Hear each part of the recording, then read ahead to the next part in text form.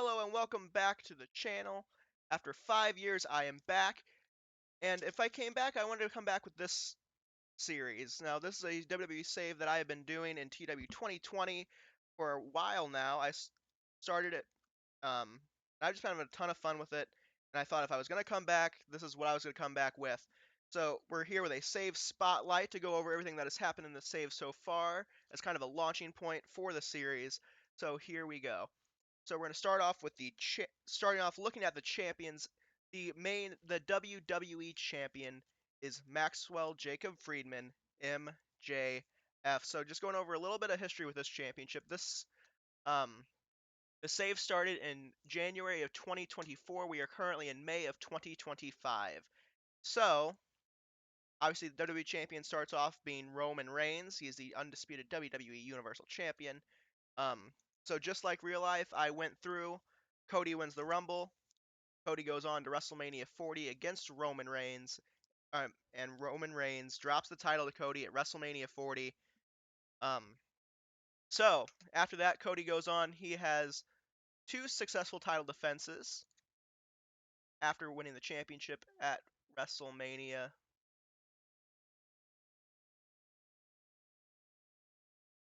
So Cody wins the championship at WrestleMania.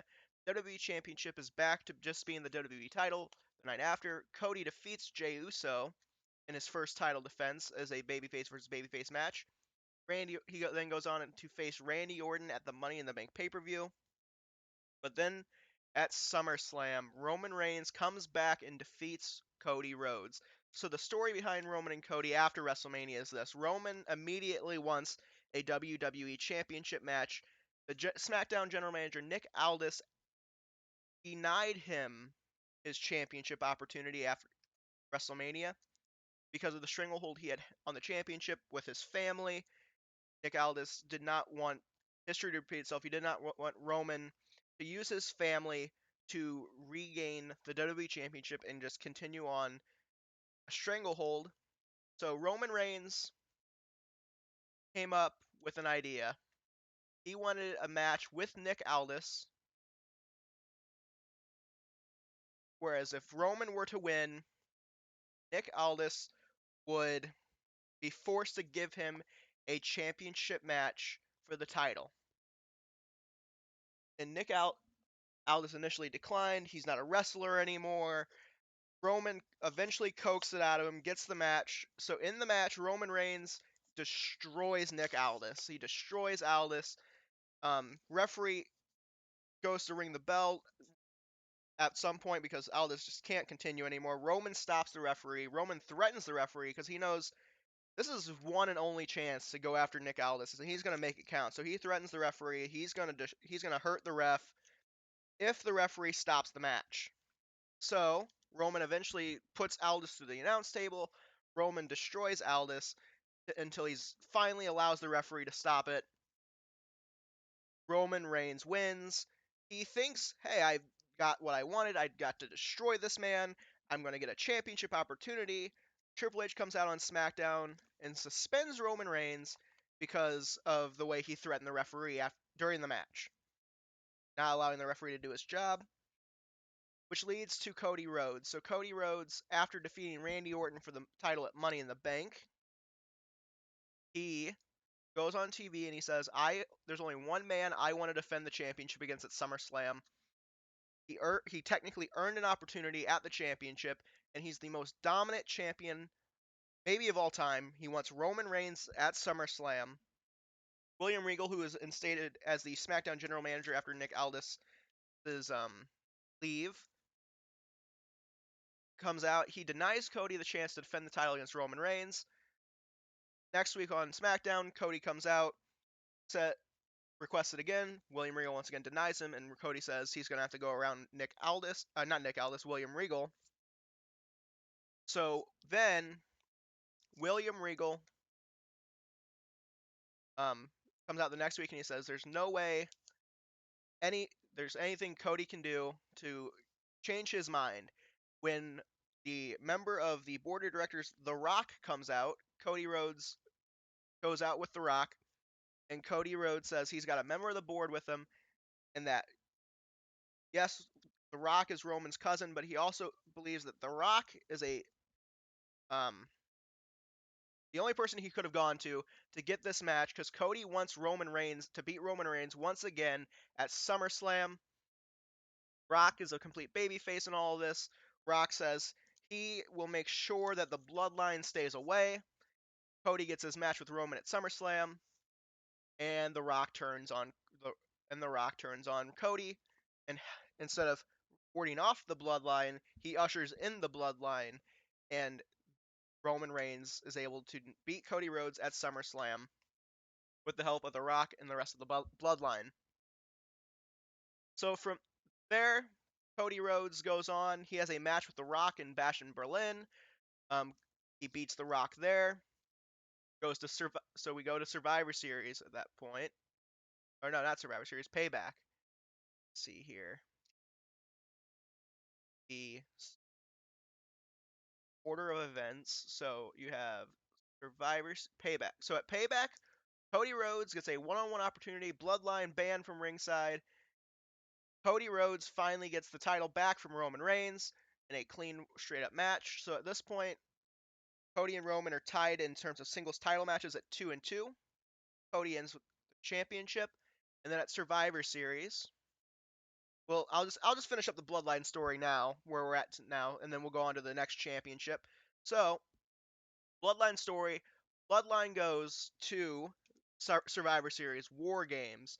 It's Roman Reigns, the Usos, Solo Sikoa, and The Rock against Cody Rhodes and his team of anti um, Bloodline, which is LA Knight, Kevin Owens, Sami Zayn, and the returning Daniel Bryan. So, War Games,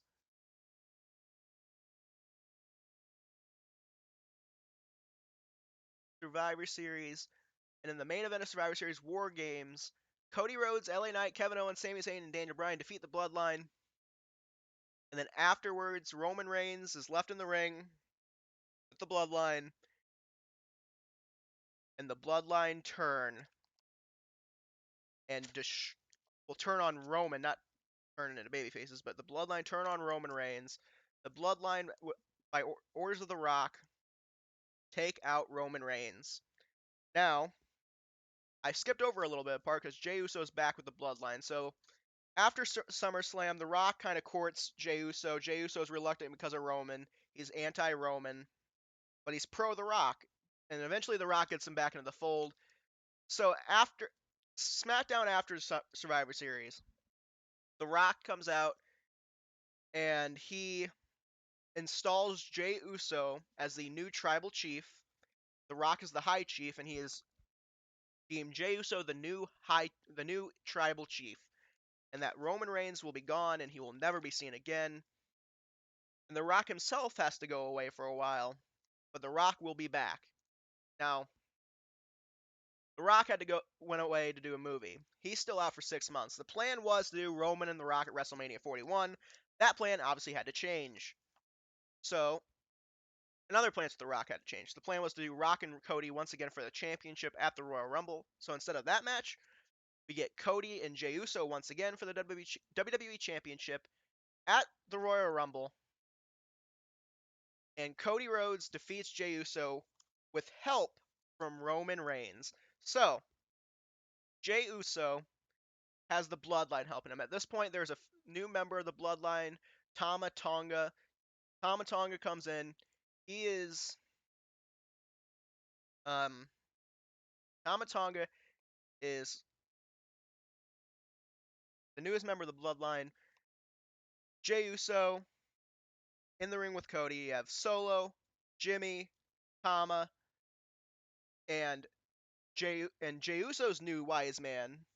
So at this point, after the start of the new year in 2025, Jey Uso determines, the last tribal chief had a strong wise man. So he himself needs a new wise man, a wise man that that did despise Roman Reigns, and that is where we get the return of Nick Aldis. Nick Aldis comes back. He joins the Bloodline as Jey Uso's wise man. So you have Aldis, Solo, Jimmy, Tama Tonga outside the ring. Cody Rhodes is screwed when Roman Reigns comes out, takes everyone out except for Jey Uso. Cody Rhodes beats Jey Uso for the championship, setting up Roman Reigns versus Jey Uso for WrestleMania 41 for the title of Tribal Chief. Roman Reigns goes on, he defeats Jey Uso, becomes Tribal Chief. SmackDown after WrestleMania, he gives his marching orders. He goes out in the ring with the rest of the bloodline, and he says, I have a mission for each and every single one of you. The Usos, your mission now is to become the greatest tag team again. Your mission is to become the tag team champions. He points to Solo Sikoa, who at WrestleMania, spoiler alert for the United States Championship, lost the United States Championship. He tells Solo Sikoa, your mission is to win back your championship. And he points to Aldis, and he says, your mission is to get the hell out. And he Superman punches Aldis. He makes Jey Uso hold Aldis up. He makes Jey Uso hold up the man that was his wise man. So Roman Reigns can spear him. Roman Reigns leaves and he looks over and sees Tama Tonga because when Roman was the leader of the Bloodline, Tama Tonga wasn't a thing. So he sees Tama Tonga and he says, I didn't give you a mission. Your mission is to make sure they accomplish their mission, basically. Make sure they win their championships by the time he gets back. And that is where we're at with the Bloodline story. So moving on to the next championship, we have the World Heavyweight title with the current champion, Julius Creed. So that may be a little bit of a random person to have the World Heavyweight Championship, but he is currently at 84 popularity. He has had a great run for the year. So Julius Creed's run to the championship, little weird, right? So he starts off last year, obviously in a tag team with his brother. Still technically is a tag team with his brother. So they're low popularity. I had no idea who I was going to have win the Money in the Bank briefcase. No clue in 2024. So I just started looking around to see what young guy right now can I try to build to being a star. And I saw Julius Creed's star quality being at 89 and thought, hey, maybe him. So it was between him and Braun Breaker as to who was going to win Money in the Bank. And I went with Julius Creed. But then I had to think, okay, how do I get to him cashing in? Does he go heel? Does he do a babyface pre-cash in where he picks a time, picks a place, and says, that's where I'm cashing in my briefcase? And I decided, yeah, that's the way to go with Julius Creed. Don't really need a new top heel in the company. So then the decision was, okay, he's got the briefcase. We know how he's going to cash in. When is he going to cash in? So I thought, well, at that point, his popularity was still only in the 50s, 60s range. So we're gonna build him a bit. We're gonna let him build a bit, and we're gonna have the story. So until about August, the end of August, beginning of September, we still had him basically just doing the tag team thing. He had the briefcase with him. But then after August, September, we had it basically where we had the top heels go after him. The top heels in the company are going after him. You don't deserve that briefcase. You're never gonna be the champion. And he defended the briefcase a couple of times until the Royal Rumble, where he eventually defended against Drew McIntyre. He beats Drew McIntyre. His popularity starts soaring again after that, and he comes out and he says, "Well, MJF won the Royal Rumble because MJF won the 2025 Royal Rumble. He is going to have a choice to make. He is either going to face the WWE champion Cody Rhodes or the World Heavyweight champion, who at the time was Gunther." He Julius Creed says, no matter who MJF picks, I am cashing in at WrestleMania against the other person. I am cashing in against the other champion at WrestleMania. Kind of what Mr. Kennedy vowed to do, kind of what Daniel Bryan vowed to do, Julius Creed is going to do. And so, MJF eventually picks Cody Rhodes, and Julius Creed gets Gunther, and Julius Creed gets the big babyface conquering the monster heel moment at WrestleMania. Now, going back to the start of the title, Seth Rollins obviously starts the save with the championship. So, another Money in the Bank complication. I had no intention of putting the World Heavyweight Championship on Damian Priest in this game. At no point. So I had to think, how is he going to lose this briefcase? So, the story for the Elimination Chamber in 2024 that I had was there was two ways for two opportunities for the Judgment Day to qualify for the Chamber match to win to get a World Heavyweight title match at WrestleMania 40. So, the GM Adam Pearce gave them a choice. Finn Balor or not Finn Balor ended up being the choice. So either they had two choices to put members in. There was a fatal four-way on Raw at the end of the night where the winner would get a World Heavyweight title match at the Elimination Chamber pay-per-view, and the other three members of that fatal four-way would qualify for the Chamber match. And there was also another spot for them for a one-on-one match for a spot in the Chamber. And Adam Pearce let them choose which members would enter which spot. So they decided the one-on-one opportunity will go to Finn Balor because they felt Finn Balor is our best chance outside of Priest, obviously, but they weren't going to have Priest in this because he has the briefcase to get into that chamber. So Finn Balor goes into the one-on-one opportunity. They think, well, how do we guarantee a Finn Balor Elimination Chamber victory here? Got to get another guy in there with him. So instead of Damian Priest going into the Fatal 4-Way because he might win it, they say, okay, Dom, you're going to go into the Fatal 4-Way match. And the story is basically Damian Priest and Finn Balor have no anticipation of Dominic Mysterio winning that Fatal 4-Way. They just want Dominic in the chamber to help Finn Balor. Well, Dominic ends up, by hook or crook, stealing the win in that Fatal 4-Way match. He goes on to face Seth Rollins at the Elimination Chamber for the World Heavyweight Championship. So, Damian Priest concocts another plan. All right, Dom can't help Finn win the chamber, but maybe Dom can help me win the title. So mid-match, a la Seth Rollins, Damian Priest cashes in for the World Heavyweight Championship, making it a triple threat match in the middle of the match.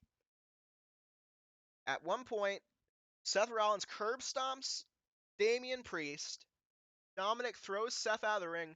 Dominic pins Damian Priest. He sees the opportunity and he takes it. And Dominic Mysterio wins the World Heavyweight Championship. Now, 3 weeks later on Raw, he drops it right back to Seth Rollins. But in the meantime, Dominic Mysterio basically goes out on Raw. He says, this was very bittersweet. He got the big title celebration in Perth with with Rhea Ripley. They both got their world title, kept their world title. Well, Dominic won the world title. Rhea kept her world title in Australia. They got to celebrate at the end of the show together. But he said there's one guy that he wishes could have been out there to celebrate with him. And that was his father, Rey Mysterio. And not in a heel way, in a babyface way. And Dominic apologizes for everything he's ever done to his father. Obviously, the fans are very skeptical of this, but you get not a bloodline, a Judgment Day Civil War kind of a deal where Finn and JD are really reluctant to get behind Dominic because of the way he won. He screwed up. Basically, they view it that he screwed over Damian Priest. Dominic comes out and he's like, and he says, Seth Rollins was my very first match inside of the WWE. And at that point, he proved on that night I did not belong in that ring with him. And no matter how you view it, no matter how you view him winning, at Elimination Chamber, Dominic Mysterio proved that he at least deserves to be in the ring with Seth Rollins. And that whenever Rollins gets his rematch, he's going to prove that he's good enough to beat Seth Rollins on his own. So, one-on-one match happens 3 weeks after the Chamber on Raw. CM Punk had won the Chamber, so it's basically World Heavyweight title. Dominic Mysterio, Seth Rollins, winner defends the title at WrestleMania against CM Punk in the Night 1 main event. So, Seth Rollins is beaten. Dominic Mysterio gets the jump on Seth. He's on the top rope. He's going to hit the frog splash. He's going to defend the title when the referee gets distracted by JD McDonough and Damian Priest, who has been out since Chamber, hits Dominic with a lead pipe. Seth Rollins is very reluctant. He sees what happened. The referee doesn't, but he does. But he knows, hey, this is no matter what. this is his last chance to get the title back before Mania, so he stomps Dominic, wins the championship back, and promises after WrestleMania that Dominic Mysterio will get an opportunity at the world title again. Dominic does and loses after WrestleMania on a Raw. Um, and he, and then Dominic basically goes off and has a 4-month feud with Damian Priest. So then Seth Rollins gets the title back. He lost it to Drew McIntyre, who lost it to Randy Orton in a triple threat match with Sami Zayn at SummerSlam that year. Who then I basically used Orton as a transitional champion to get the title onto Gunther at the Bash in Berlin. Gunther goes on to defend the title all the way to WrestleMania, where he loses to Julius Creed. So we'll spend a little bit less time on the secondary titles here. So we'll move on to the Intercontinental title. So it started with Gunther. Gunther's reign eventually ends due to Dominic Mysterio. Dominic um, doesn't win straight up. He cheats a little. It, maybe kind of like an Eddie Guerrero babyface cheating moment. Beats Gunther. Um, then Dom trades it back and forth with Braun Breaker. He loses to Andrade, who got popped for steroids, so I suspended him. But so I had Andrade drop it to Johnny Gargano, who then at WrestleMania, not at WrestleMania, because Damian Priest faced CM Punk at WrestleMania. Um, at Vengeance, dropped it to Damian Priest, and Damian Priest is the current Intercontinental Champion. The United States title, the champion Solo Sikoa. So to the Bloodline storyline's point, Solo Sikoa has won back the United States title per Roman Reigns' demands. So the title started out with Logan Paul. He dropped it to LA Knight, who dropped it to Andrade, who this was the first title Andrade won, but he popped for steroids again after this one, so had to lose the title to LA Knight. And then LA Knight lost it to Chad Gable. I don't think he won it. He lost it in a one-on-one up match. Let's see here. Yeah, no, it was a fatal four-way match with Kevin Owens, Okada, who I signed with WWE, and LA Knight. Gable defended against Owen, Theory, Dragon Lee, Bobby Lashley, Rafael Cruz, Grayson Waller. So we had Chad Gable doing an open challenge gimmick. So Chad Gable goes all the way through until he meets Solo Sikoa. Solo Sikoa beats Chad Gable. Sikoa defeats Gable a few times. He defends against LA Knight, Sheamus. Then Gable wins the title back at WrestleMania. And then he drops it back to Solo Sikoa at Backlash. So we move on now. We did the Intercontinental United States. Now we will do the tag team titles. So I just recently split them up. We split them up post WrestleMania 41. So we brought back the World Tag Team titles, which are currently held by the Hardy Boys. But this tag team, I basically had this set of tag team titles, the WWE Tag Team titles, unified most of the time. So started out with Priest and Balor, who lost to the Creed brothers, who lost to Gable and Otis, who lost to the War Dogs, Braun Breaker and Baron Corbin, who lost to Trick Williams and Carmelo. They lost it to Street Profits, who lost it back to Trick Mello, who lost it to Garza and Carrillo, who lost it back to Trick Carmelo, who lost it at WrestleMania to Kevin Owens and Sami Zayn. Owens and Zayn, I didn't really have much to do with them at this point, so I decided to put them back together to tag team for a little bit, and we'll see where it goes from here. Alright, so I think I covered all the secondary titles, so now we'll hop back up to the main titles with the women. So I covered both men's Money in the Bank and men's Royal Rumble winners, so we'll hop. Which women's title do I go? We'll go to the women's world title, which is Rhea Ripley currently, but so ironically, in real life, Rhea just got hurt. Well, in the game, Rhea got hurt back in fall of 24 instead of, I guess, spring of 24. So Rhea Ripley had the women's title all the way up until then. She was feuding with Tiffany Stratton.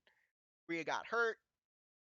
She was out for a few months, so we gave the title to Tiffany Stratton, who lost it to Becky Lynch. who lost it to Rhea Ripley. Now, Rhea Ripley won the title back at WrestleMania 41 after winning the Royal Rumble. So Rhea Ripley wins the Women's Royal Rumble. Um, so she wins the Rumble. She goes back to WrestleMania, back-to-back years against Becky Lynch, beats her for the second straight year. She defended the title against her last year. She beats her for the title this year. Rhea Ripley is once again the Women's World Champion. Rhea Ripley and Dominic Mysterio now both are baby faces, and they're still they're not completely together on TV anymore post Judgment Day, but they are still relatively allies. They're distant allies is the way I'll put it. They're whenever they're on screen together, they're still friends, but they're not on screen together all that often anymore. So the WWE Women's Champion is Bianca Belair. So the title starts out with Io Sky. Bayley wins the Rumble, and I kept Bayley winning. I kept Bayley winning the Royal Rumble just like in real life. She wins the title at WrestleMania 40. She loses it to the Women's Money in the Bank winner, Chelsea Green. Chelsea Green holds on to the title for a little bit of time. She holds on to it from July until November, where she loses to Bianca Belair. Chelsea Green cheats the title away from Bianca again, and Bianca wins the title back at nope, she wins the title back at the Chamber event in a last man standing match. She then goes on to defend the championship against Charlotte Flair at WrestleMania, and then she beats Chelsea to retain the title at Backlash. And that is the two women title history. We'll go on to the last championship, which is the women's tag team titles. So we got Chelsea Green and Piper Niven are the current champions. The save started with Asuka and Kairi Sane, who lost to I brought Sasha and Naomi both back. So Sasha and Naomi, then Kairi and Asuka, Sasha and Naomi, Chelsea and Piper, Naomi and Sasha, Alexa Bliss and Carmella. Carmella got hurt, so we brought Mickie James in to be Bliss's partner again. Then we got Rhea and Becky in kind of a champion and challenger tag team title, 1 week title reign kind of a deal. Bliss and Mickie James again, and then back to Chelsea and Piper. It's lots of trading back and forth. No real stories with this title outside of Alexa Bliss and Mickie James. They had a little bit of a story going with it.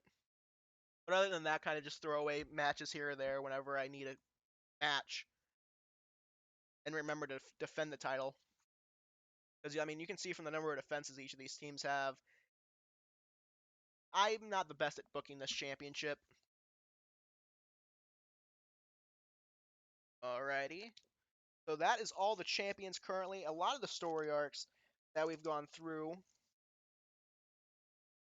So just to touch on a few more people before the end of this episode. So CM Punk. CM Punk got his WrestleMania main event night 1 at 40. Outside of that, he has been booked fairly strong. Lost the Rumble at 40 at 24. Beats Balor, wins the Chamber match. He loses to Seth Rollins at WrestleMania. He loses after Wrestle. He loses his first match to MJF. So MJF comes into WWE the night after WrestleMania 40. And his first feud is with CM Punk. He beats Punk at Vengeance. He beats Punk at SummerSlam. Punk then goes on to face some other guys. Not really having that much of a feud until he hits Damian Priest. Damian Priest and him have a 6-month feud basically between um, Survivor Series and Survivor Series and WrestleMania. So WrestleMania, he has a 99 rated match with Damian Priest, which showed me that I didn't think CM Punk had a 99 match in him. So we're gonna have to push Punk a little bit more, I think. So currently he's in a feud with newest stable on the roster, Lexus's Kingdom, or the stable. So Lexus Kingdom, you have Lexus King, Thea Hale, Brogan Finley, Charlie Dempsey, and Lucky Ali. The New Day is still stable. The club has added Ace Austin, so it's Styles, Austin, Gallows, and Anderson. The Bloodline. I forgot to mention during the Bloodline feud, when Roman Reigns came out after WrestleMania 41, he introduced the next tribal heir, which is Jacob Fatu. The Nightmare family isn't a stable. It's just so I can have Cody's picture, the Nightmare background for his picture. Imperium is still a thing, and Alpha Academy is loosely still a thing. So, anyways, back to CM Punk. He's currently in a feud with Lexus King's stable. He had a match with Charlie Dempsey, and his next, the next thing for Punk is just to work through that stable.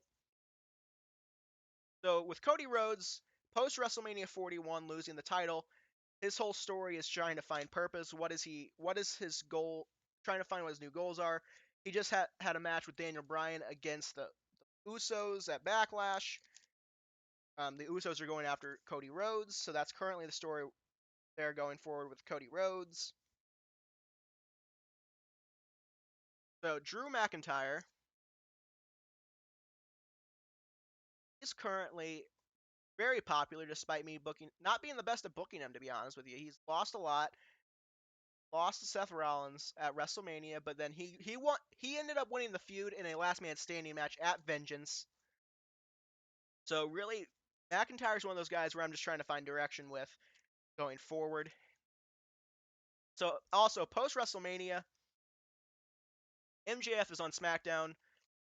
Actually, no, MJF is still on Raw. So the title swapped post WrestleMania. So technically, with MJF was a Raw star, so was Julius Creed. The World Heavyweight title was a Raw title. The WWE title was the SmackDown title. Well, post WrestleMania, both titles were on Raw.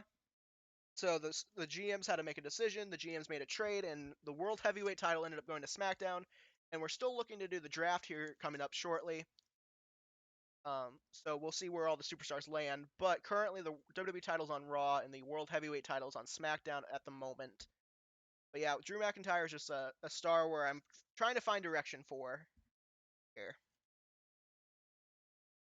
So Okada, he's kind of meandered around a little bit in the I don't want to say the mid card because he just had a WWE Championship match against MJF. You know, he's had several Intercontinental title matches where he lost to Gunther, coming right out of the gate, and he's been booked pretty strong, 25 wins. He has lost a good bit though, but at WrestleMania he had a dream match with Daniel Bryan where he beat Daniel Bryan, and Okada is just currently embroiled in a feud with MJF for the title.